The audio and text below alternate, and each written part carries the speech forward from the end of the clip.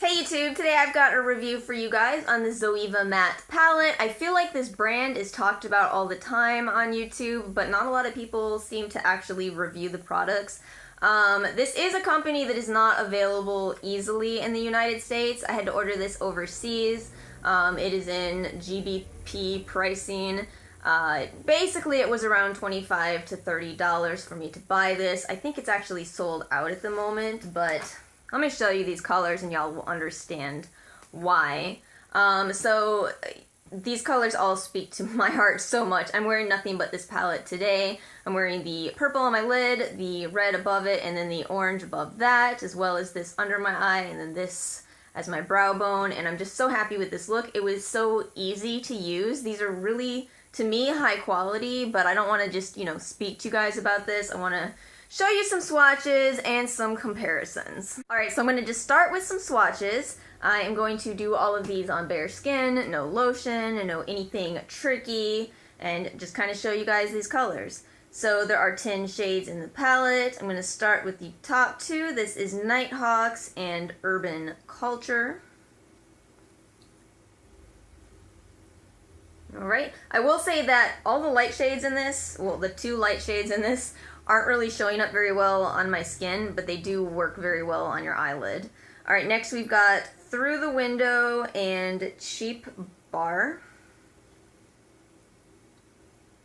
That's right there. Up next is Lost in Thoughts and Across the Street. And I'm sure by now you guys are noticing that this is a definitely more warm-toned palette. Swatches are going a little down, aren't they? Keep them up a little. Then we've got Eerily Empty and Chat Late at Night.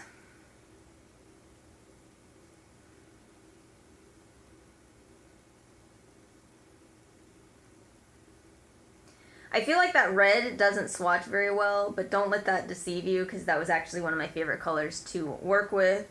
And then we have Lonely City and 2 Clocks. Alright.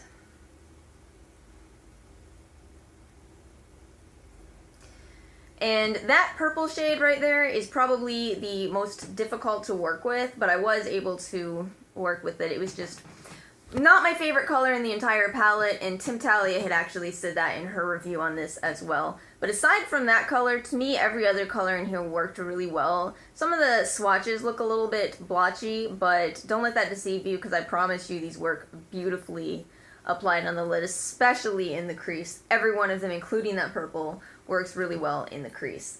So I want to show you guys some comparisons. This is the Kat Von D Shade in Light. It is a $48 palette, and, basically double the price of this, but it is one of the best palettes I've ever used, if not my absolute favorite. Okay, so I'm just going to pick a couple shades out of this palette and swatch them. Try to be as consistent with my swatches as I can.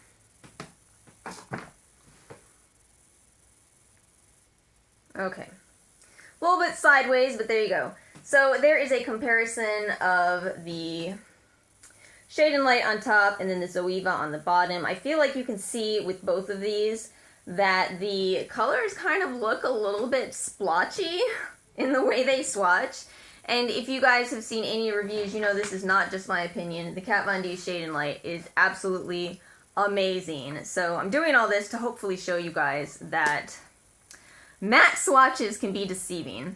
I also have the Urban Decay Naked Ultimate Basics. I'm going to swatch a couple from this palette. This palette has some kind of mixed reviews, but I'm going to stick with the darker colors and maybe hope for the best there. The lighter colors in this swatch actually very similarly to the light colors in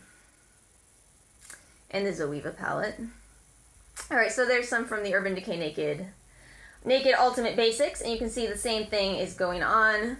There's definitely some dupes going on.